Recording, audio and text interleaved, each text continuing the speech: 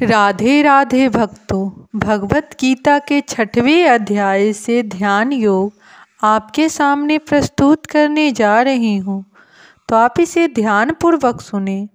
अध्याय 6 से श्लोक 31 में बताया गया है, सर्वभूत स्थितितं यतः मानं भजति एकतत्व अस्थिरत सर्वथा वर्तमान अपि सह योगी मयि वर्तते। इस श्लोक का हिंदी में अनुवाद है, जो योगी मुझे तथा परमात्मा को अभिन्न जानते हुए परमात्मा के भक्ति पूर्वक सेवा करता है, वह हर प्रकार से मुझ में सदैव स्थिर रहता है। अब इस श्लोक का विस्तार में अध्ययन हुआ है। जो योगी परमात्मा का ध्यान करता है, वह अपने अंतःकरण में चतुर्भुज विष्णु का दर्शन, कृष्ण के पूर्ण रूप में शंख, चक्र, गदा तथा कमल पुष्प धारण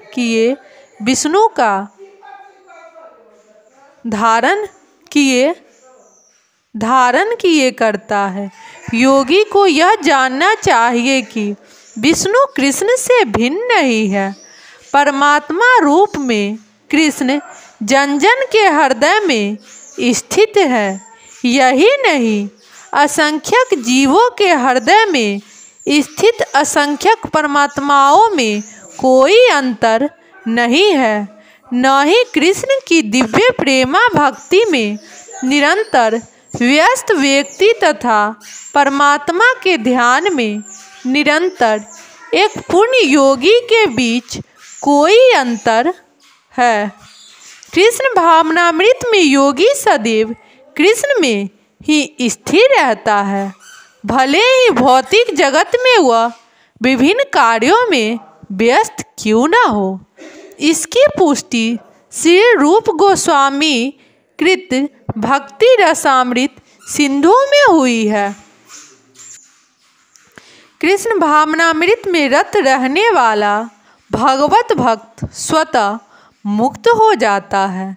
नारद पश्चारात्रे में इसकी पुष्टि इस प्रकार हुई है, देश काल से अतीत तथा सर्वव्यापी श्री कृष्ण के दिव्य रूप में ध्यान एकाग्र करने से मनुष्य कृष्ण के चिंतन में तन्मय हो जाता है और तब उनके दिव्य सात्रिध्यय की सुखी अवस्था को प्राप्त होता है। योगा अभ्यास में समाधि की सर्वोच्च अवस्था कृष्ण भावनामृत है। केवल इस ज्ञान से कि कृष्ण प्रत्येक जन के हृदय में परमात्मा रूप में उपस्थित है, योगी निर्दोष हो जाता है।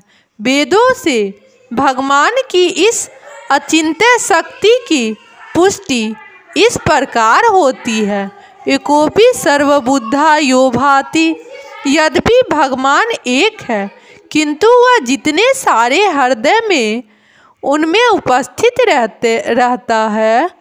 इसी प्रकार स्मृति शास्त्र का कथन है, एक एव परो विष्णु सर्वव्यापी न संशय ऐश्वर्यादे रूपमेक च सूर्यवर्ते बहुध्यते।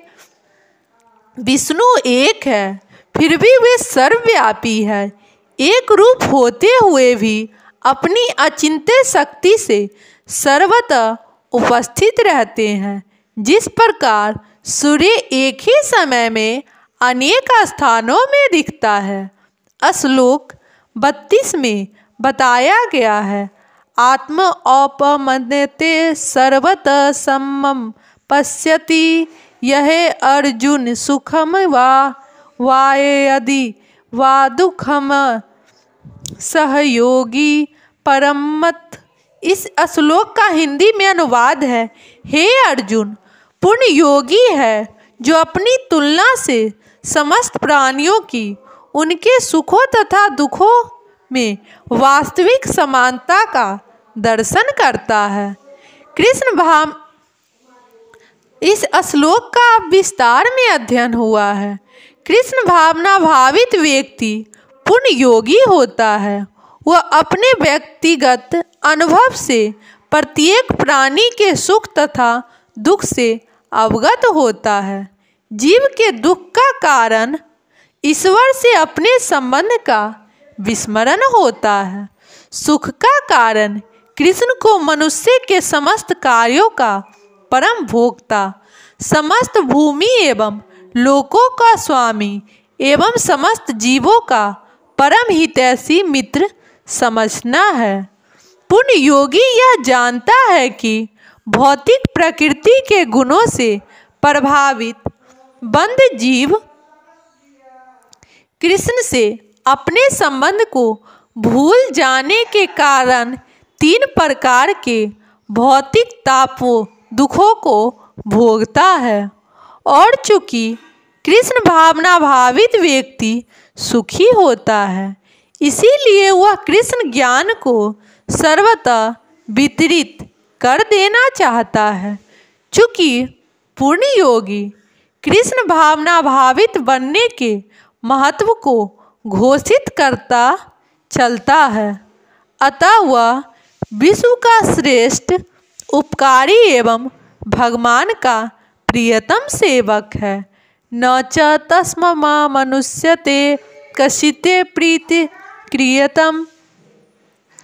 दूसरे शब्दों में भगवत भक्त सदैव जीवों के कल्याण को देखता है और इस तरह वह प्रत्येक प्राणी की सखा होता है।